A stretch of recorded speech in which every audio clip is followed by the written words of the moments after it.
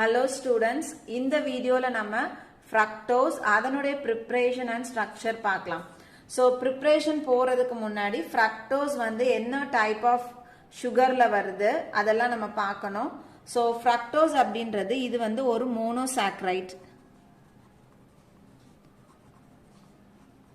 So இதை hydrolyze பண்ணா further-ஆ நம்ம வந்து simple sugars வந்து எடுக்க முடியாது. அதனால இதை வந்து நம்ம monosaccharide அப்படின்னு சொல்றோம். So இது வந்து எல்லா சுகர்லயும் ஸ்வீட்டஸ்ட் எது அப்படின்னு பார்த்தோம்னா so fructose தான் வந்து ஸ்வீட்டஸ்ட் சுகர் அப்படின்னு சொல்லலாம். So இது அதிகமா நம்மளுக்கு ஃப்ரூட்ஸ்ல கிடைக்கிறதுனால fructose ஃப்ரூட் சுகர் அப்படின்னும் நம்ம சொல்லலாம். So fructose வந்துட்டு நம்ம கீட்டோ ஹெக்ஸோஸ் அப்படின்னு சொல்லலாம். So keto hexose na keto na idla வந்து functional group வந்து keto group இருக்கு. Hexose அப்படினா number of carbon atom is equal to 6. So இதை நம்ம keto hexose அப்படின்னு சொல்றோம். அதுக்கப்புறம் பார்த்தோம்னா இதனுடைய solution levorotatory-ஆ இருக்குது. So levorotatory-ன்றதுனால நம்ம fructose levulose அப்படின்னு சொல்றோம். So இதுதான் வந்துட்டு general introduction of fructose. இப்போ நம்ம இதனுடைய preparation பார்க்கலாம். So first preparation பார்த்தோம்னா prepared from sucrose. அதாவது cane sugar கரும்பு சர்க்கரையில இருந்து நம்ம fructose prepare பண்ண போறோம். So எப்படி prepare பண்ணணும் அப்படின்னா sucrose எடுத்துக்கணும் C12H22O11. So இது வந்து sucrose. இத dilute sulfuric acid வச்சு ட்ரீட் பண்ணணும். hydrolysis in presence of dilute sulfuric acid. So sucrose நம்ம என்ன பண்ண போறோம் hydrolyze பண்ண போறோம். ஆனா in presence of dilute sulfuric acid அல்லது நம்ம வந்து இத வந்து ஒரு enzyme யூஸ் பண்ணியும் hydrolyze பண்ணலாம். நம்ம யூஸ் பண்ற enzymeக்கு பேரு invertase. So ஒன்னு dilute sulfuric acid யூஸ் பண்ணி hydrolyze பண்ணலாம், அப்படி இல்லைன்னா invertase யூஸ் பண்ணி hydrolyze பண்ணலாம்.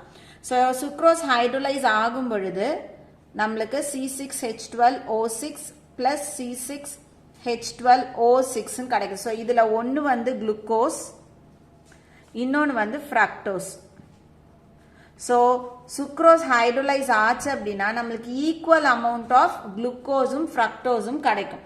இப்போ இதுல இந்த குளுக்கோஸ்ல இருந்து ஃப்ரக்டோஸை நம்ம வந்து டிஸ்டிலேஷன் ப்ராசஸ் மூலமா செப்பரேட் பண்ணி எடுத்துக்கலாம். ஸோ ரெண்டும் சேர்ந்து இருக்கும், அதை தனித்தனியா நம்ம டிஸ்டிலேட் பண்ணும் பொழுது பிரிச்சு எடுத்துக்கலாம்.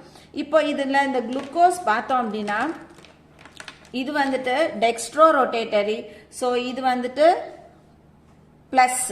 ஃப்ரக்டோஸ் பார்த்தோம்னா லீவோ ரொட்டேட்டரி. ஸோ இது வந்துட்டு மைனஸ். அப்போ இந்த சுக்ரோஸ் வந்துட்டு டெக்ஸ்ட்ரோ ரொட்டேட்டரி. அப்போ இந்த சுக்ரோஸை நம்ம ஹைட்ரோலைஸ் பண்ணும் பொழுது அதனுடைய ஆப்டிக்கல் ரொட்டேஷன் என்ன ஆயிடுது, இந்த இடத்துல சேஞ்ச் ஆகுது. ஸோ பிளஸ்ல இருந்து ஆப்டிக்கல் ரொட்டேஷன் என்னவா போகுது, மைனஸா போறதுனால இதை வந்து நம்ம என்னன்னு சொல்றோம், இந்த மிக்ஸ்சர் அதாவது காம்பினேஷன் ஆஃப் குளுக்கோஸ் அண்ட் ஃப்ரக்டோஸை இன்வெர்ட் சுகர் அப்படின்னு சொல்றோம்.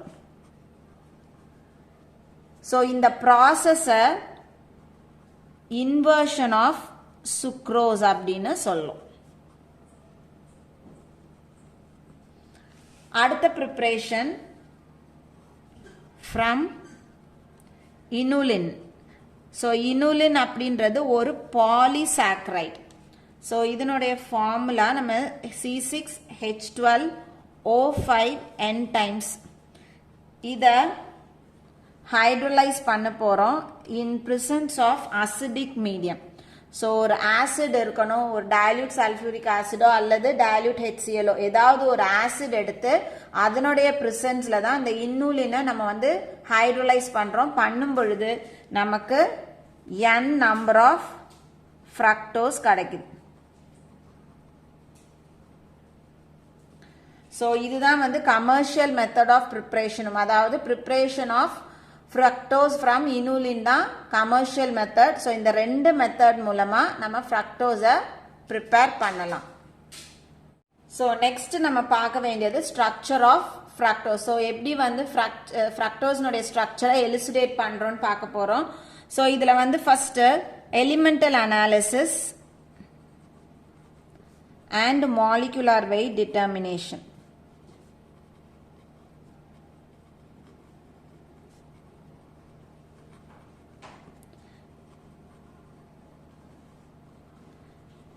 இந்த மெத்தட்ல இந்த ஃப்ரக்டோஸ் நோடைய மாலிகுலர் ஃபார்முலாவை C6H12O6 அப்படின்னு டிட்டர்மைன் பண்ணாங்க. ஸோ கார்பன் 6, ஹைட்ரஜன் 12, ஆக்சிஜன் 6 அப்படின்னு டிட்டர்மைன் பண்ணாங்க. அடுத்தது ரெண்டாவது பார்த்தோம் அப்படின்னா ஃப்ரக்டோஸ் எடுத்து அதை வந்து hydrogen iodide and red phosphorus போட்டு ஹீட் பண்ணும் பொழுது நமக்கு N ஹெக்சேன் வந்து கிடைக்குது.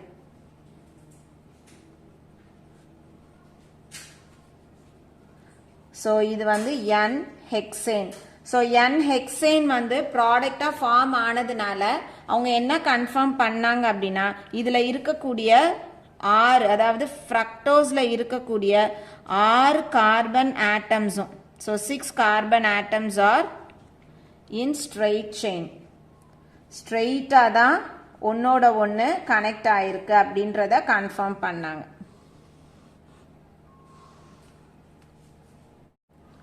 ஸோ நெக்ஸ்ட்டு ஃப்ரக்டோஸ் எடுத்து CHOH thrice CH2OH. ஸோ இதில் ஹைட்ராக்சிலமின் ஆட் பண்ணுறாங்க. ஸோ ஹைட்ராக்சிலமின் ஆட் பண்ண உடனே இதில் நம்மளுக்கு ஆக்சிம் கிடைக்கும். ஸோ ஆக்சிம் எப்படி கிடைக்கும்? இந்த கார்பனில் இருக்கக்கூடிய இந்த ஆக்சிஜன் இந்த நைட்ரஜனில் இருக்கக்கூடிய H2ஓட சேர்ந்து H2Oவா வெளியில் போயிடும். அப்போ C டபுள் பாண்ட் எதில் போயிட்டு அட்டாச் ஆகுனா இந்த Nல போயிட்டு அட்டாச் ஆகும். ஸோ அதை நம்ம ஆக்சிம் அப்படின்னு சொல்கிறோம். C இப்போ double bond N OH CHOH thrice CH2OH. அதே மாதிரி இந்த ஃப்ரக்டோஸ்ல HCN ஹைட்ரஜன் சயனைடு நம்ம ஆட் பண்ணணும் அப்படின்னா என்ன ஆகுது? இந்த கார்பன்ல ஆக்சிஜன்ல Hம் இன்னொரு ஒரு பாண்ட்ல CNம் போயிட்டு நம்மளுக்கு சயனோ ஹைட்ரன் அப்படின்ற அடிஷன் காம்பவுண்ட் கிடைக்குது. So COH CN CHOH thrice CH2OH. So இந்த இடத்துல நம்மளுக்கு ஒரு சயனோ ஹைட்ரனோ ஒரு ஆக்சிமும் கிடைக்குது. ஸோ இந்த டெஸ்ட் பார்த்தோம் அப்படின்னா they are the characteristic reactions of carbonyl group. So carbonyl group இருந்ததுன்னா இந்த மாதிரி ரெண்டு காம்பவுண்ட் நம்மளுக்கு ஹைட்ராக்சிலமைனுக்கும் ஹைட்ரஜன் சயனைடுக்கும் ஃபார்ம் ஆகும். ஸோ இதுல இருந்து என்ன கன்ஃபார்ம் பண்றாங்க? confirms the presence of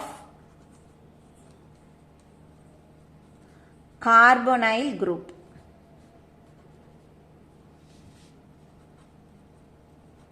so ஒரு கார்பனைல் குரூப் இருக்கு அப்படின்றத கன்ஃபார்ம் பண்ணிட்டாங்க. ஸோ இப்போ அந்த கார்பனைல் குரூப் வந்து ஆல்டிஹைடிக் குரூப்பா அல்லது கீட்டோனிக் குரூப்பான்றத அடுத்து பார்க்கணும். ஸோ அடுத்தது ஃப்ரக்டோஸ் எடுத்து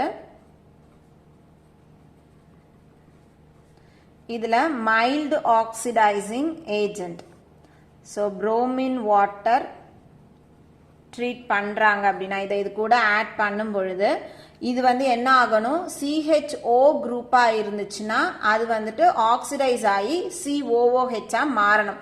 ஸோ இந்த இடத்துல நம்மளுக்கு நோ ரியாக்ஷன், நம்மளுக்கு ஆசிட் ஃபார்ம் ஆகலை. ஸோ அது என்ன கன்ஃபார்ம் பண்ணுது அப்படின்னா it confirms the absence of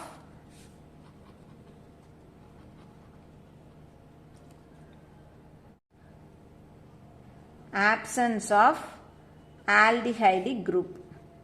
so aldehydic group இல்லை அப்படின்றத கன்ஃபார்ம் பண்ணிட்டோம். ஸோ அப்போ கீட்டோன் குரூப்பாக இருக்கலாமான்றத அடுத்து நம்ம செக் பண்ணணும். நெக்ஸ்ட் ஃப்ரக்டோஸ் எடுத்து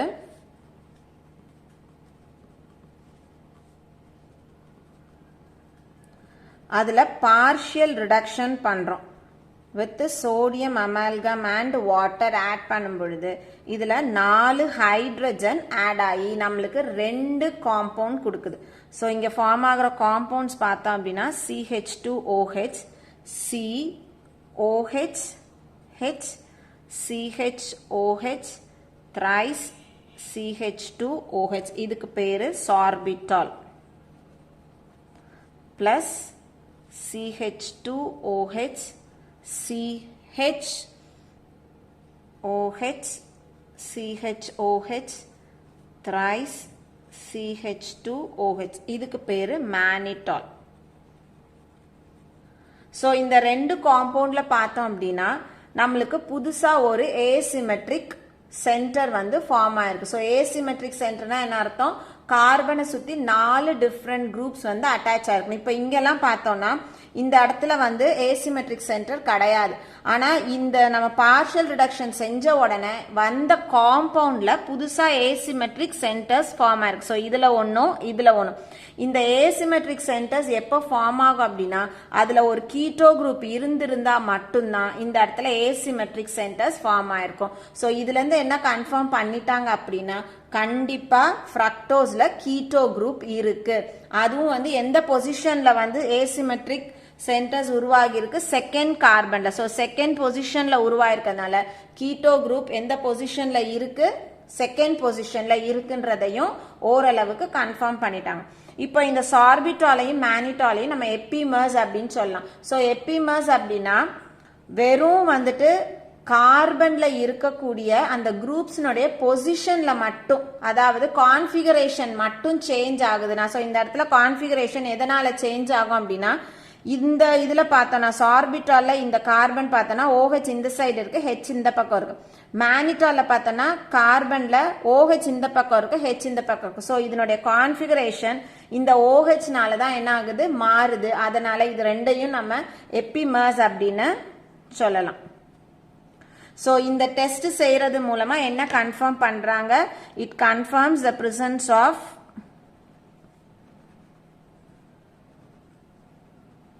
கீட்டோ குரூப்.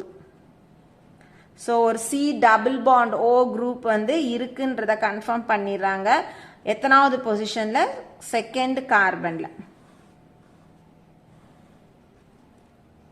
இதுக்கு முன்னாடி பார்த்த டெஸ்ட்ல இருந்து நம்ம என்ன கன்ஃபார்ம் பண்ணோம் அப்படின்னா ஃப்ரக்டோஸ்ல வந்து கீட்டோ குரூப் இருக்கு. அந்த கீட்டோ குரூப் வந்து செகண்ட் கார்பன்ல இருக்கு அப்படின்றத நம்ம ஏற்கனவே கன்ஃபார்ம் பண்ணிட்டோம்.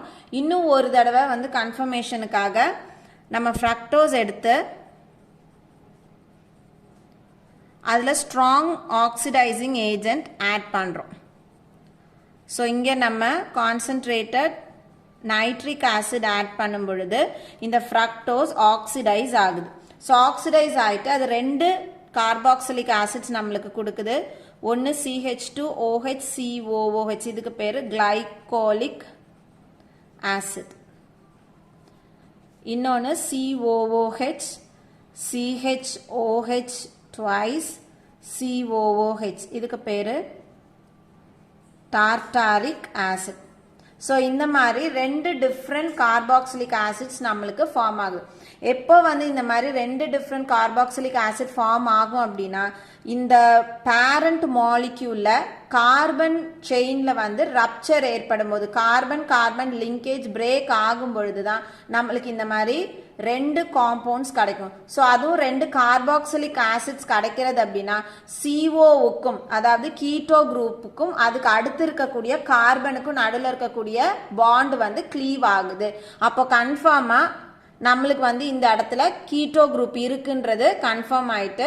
அதே மாதிரி எப்போதுமே ஒரு கீட்டோ குரூப் இருக்கக்கூடிய காம்பவுண்ட் ஆக்சிடைஸ் ஆகும் பொழுது ஃபார்ம் ஆகக்கூடிய ப்ராடக்ட்ல இருக்கக்கூடிய கார்பனின் கவுண்ட்டும் ஒரிஜினல் கீட்டோ காம்பவுண்ட்ல இருக்கக்கூடிய கார்பனின் கவுண்ட்டும் வேரி ஆகும். ப்ராடக்டினுடைய கார்பன் கவுண்ட் பேரண்டினுடைய கார்பன் கவுண்டை விட ஒரு கார்பனாவது குறைவா இருக்கணும். இது வந்து ரூல். ஸோ இப்போ இங்க பார்த்தோம்னா ஃப்ரக்டோஸ்ல 6 கார்பன் இருக்கு. 1 2 இங்க ஒரு 3. ஸோ 2 + 3 5, இங்க ஒன்னு 6. இப்போ இதுல பார்த்தோம்னா கிளைகாலிக் ஆசிட்ல 1 + 1 2, டார்டாரிக் ஆசிட்ல பார்த்தோம்னா 1 + 2 3 + 1 4. ஸோ இதுல 2 இதுல 4. எந்த இடத்துலயுமே என்ன ஆகல? இந்த ஃப்ரக்டோஸினுடைய 6 கார்பனுக்கு ஈக்குவல் ஆகல. ஸோ கன்ஃபார்மா இந்த ஃப்ரக்டோஸ்ல கீட்டோ குரூப் தான் இருக்கு. அடுத்தது இதுல எத்தனை வந்து OH குரூப் இருக்குன்றது நம்மளுக்கு தெரியணும். ஏன்னா மீதி எல்லாமே நம்ம பார்த்துட்டோம். 6 கார்பன் ஸ்ட்ரெயிட் செயினா லிங்க் ஆயிருக்கு. இதுல வந்து CO குரூப் இருக்கு, செகண்ட் பொசிஷன்ல இருக்குன்னு பார்த்துட்டோம். அடுத்தது நம்ம வந்து எத்தனை OH குரூப் இருக்குன்றத செக் பண்ணணும். ஸோ ஃப்ரக்டோஸ் எடுத்து அதுல acidic anhydride, so CH3 COO COCH3 in presence of pyridine treat பண்ணனும் அப்படினா so இந்த இடத்துல என்ன இருக்குது, இந்த acidic anhydride வந்து cleave ஆகும், CH3COO ஆகவும் CH3CO ஆகவும் மாறும். இந்த ஃப்ரக்டோஸ்ல இருக்கக்கூடிய ஒவ்வொரு Hம் என்னாக போகுது, இந்த CH3COO கூட சேரப்போகுது. ஸோ இது மாதிரி 5 CH3COO இதில் இருக்கக்கூடிய 5 ஹைட்ரஜன் கூட சேர்ந்து இது 5 CH3COOH வெளியில போயிடும். அப்போ இந்த ஹைட்ரஜனுக்கு பதிலாக இந்த இடத்துல எது வந்து சேரும், இந்த COCH3 இந்த 5 OHல அந்த ஓல ஹெச்சுக்கு பதிலாக வந்து அட்டாச் ஆயிட்டு நம்மளுக்கு என்ன ப்ராடக்ட் ஃபார்ம் ஆகுது, CH2O COCH3. இந்த CO அப்படியே இருக்க போகுது. இப்போ இதுல இருக்க CHO கூட COCH3 எத்தனை times, 3 times CH2O COCH3. So மொத்தமா நம்மளுக்கு எத்தனை அசிட்டேட் ஃபார்ம் ஆயிருக்கு, இதுல 1 இதுல 2 இதுல 3. ஸோ டோட்டலா நம்மளுக்கு 5 அசிட்டேட் ஃபார்ம் ஆயிருக்கு. ஸோ இதை நம்ம என்னன்னு சொல்றோம், ஃப்ரக்டோஸ் பென்டாசிட்டேட். ஸோ பென்டானா 5 அசிட்டேட்ஸ் ஃபார்ம் பண்ணதுனால ஃப்ரக்டோஸ்ல 5 OH குரூப் இருக்கு அப்படின்றத கன்ஃபார்ம் பண்ணிரும். So confirms 5 OH group.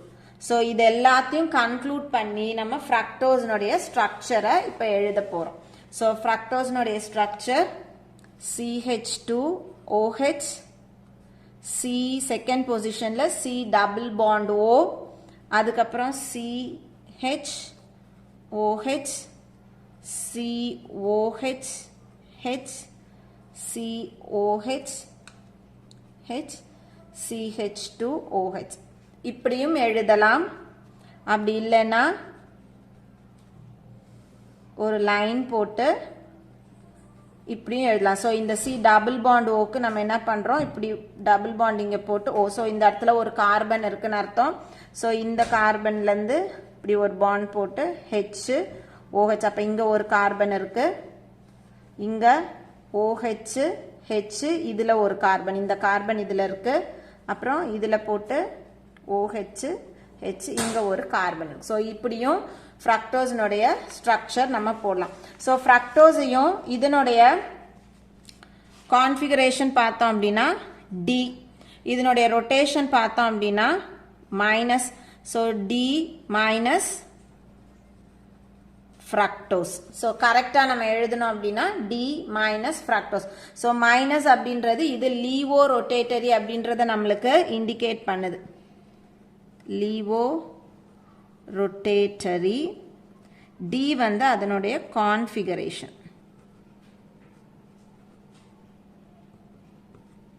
So அடுத்து நம்ம பார்க்க வேண்டியது இதனுடைய சைக்ளிக் ஸ்ட்ரக்சர் பார்க்கணும். ஸோ எப்படி வந்துட்டு குளுக்கோஸ் வந்து சைக்ளிக் ஸ்ட்ரக்சர்ஸ் கொடுக்குதோ அதே மாதிரி ஃப்ரக்டோஸும் 2 டிஃப்ரெண்ட் சைக்ளிக் ஸ்ட்ரக்சர்ஸ் நம்மளுக்கு கொடுக்குது. ஸோ அந்த 2 சைக்ளிக் ஸ்ட்ரக்சரையும் பார்க்கலாம். குளுக்கோஸ் வந்து 6 மெம்பர்ட் ரிங் ஃபார்ம் பண்ணுச்சு, ஆனால் இங்கே ஃப்ரக்டோஸ் பார்த்தோம் அப்படின்னா 5 மெம்பர்ட் ரிங் தான் ஃபார்ம் பண்ணுது. ஸோ ஸ்ட்ரக்சர் O,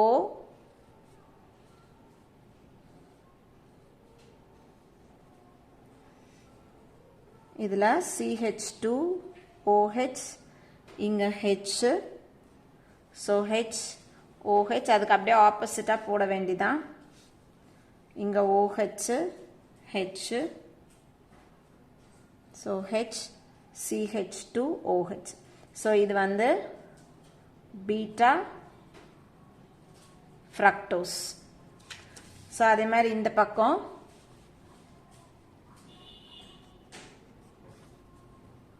ஆக்சிஜன் இதில் CH2OH H HOH OH H இங்க CH2OH H. ஸோ இது வந்து ஆல்ஃபா ஃப்ரக்டோஸ். ஸோ இந்த சைக்ளிக் ஸ்ட்ரக்சர் பார்த்தோம் அப்படின்னா ஃபியூரானோட ஸ்ட்ரக்சரை ஒத்து போகிறதுனால ஃப்ரக்டோஸை நம்ம ஃபியூரனோஸ் ஃபார்ம் அப்படின்னு சொல்லலாம். ஸோ அப்போ இந்த பேரை வந்து நம்ம எப்படி எழுதலாம் அப்படின்னா ஆல்ஃபா, இது வந்து இதனுடைய கான்ஃபிகரேஷன் D, அதனால D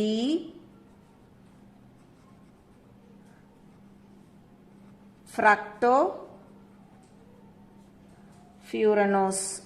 அதே மாதிரி இந்த பக்கம் பீட்டாக்கு எழுதும் போது பீட்டா D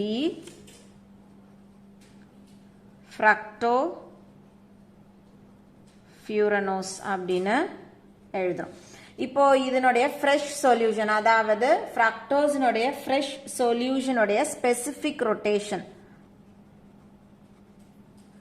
வேல்யூ -13.3 டிகிரிஸ். ஏன் இதில் மைனஸ் வருது? ஏன்னா இது லீவோ ரொட்டேட்டரி அப்படின்னு சொல்லிட்டோம். ஸோ இது ஆன்டி கிளாக் வைஸ் டைரக்ஷனில் தான் பிளேன் போலரைஸ்ட் லைட்டை வந்து ரொட்டேட் பண்ணுது. அதனால நம்மளுக்கு வந்து நெகட்டிவ் வேல்யூஸ் தான் வரும். இப்போ இது வந்து இன்டர் கன்வெர்ட் ஆகும்போது மியூட்டா ரொட்டேஷன் மூலமா ஒரு ஃபார்ம் இன்னொரு ஃபார்முக்கு கன்வெர்ட் ஆகும் பொழுது அந்த சொல்யூஷன்ல ஸ்பெசிபிக் ரொட்டேஷன் வேல்யூ வந்துட்டு -92 டிகிரிஸ் இருக்கும். ஸோ இந்த -92 டிகிரிஸ் வந்து அட் ஈக்குவலிபிரியம் பொசிஷன். ஸோ ஈக்குவலிபிரியம்னா என்ன அர்த்தம்? இப்போ நம்ம ஆல்ஃபா ஃப்ரக்டோஸினுடைய சொல்யூஷனை எடுக்கிறோம் அப்படின்னா இது இன்டர் கன்வெர்ட் ஆகும்போது பீட்டா ஃப்ரக்டோஸா ஆகும். எப்போ வரைக்கும் இந்த இன்டர் கன்வர்ஷன் நடக்கும்? ஆல்ஃபாவும் பீட்டாவும் ஈக்குவல் அமௌண்ட்ல எப்போ இருக்கோ, அதனுடைய அந்த கான்ஃபிகரேஷன் எப்போ ஈக்குவலா இருக்கோ அதை வந்து அந்த பொசிஷனை நம்ம ஈக்குவலிபிரியம் பொசிஷன் சொல்றோம். அந்த டைம்ல ஸ்பெசிபிக் ரொட்டேஷன் வேல்யூ எடுக்கும் பொழுது -92 டிகிரிஸ்னு நம்மளுக்கு கிடைக்குது. ஸோ இவ்வளோதான் வந்துட்டு ஃப்ரக்டோஸ், அதனுடைய ப்ரிப்ரேஷன், அப்புறம் structural elucidation, cyclic structure of fructose. So எல்லாருக்கும் இந்த டாபிக் புரிஞ்சிருக்கும்னு நினைக்கிறேன். தேங்க்யூ.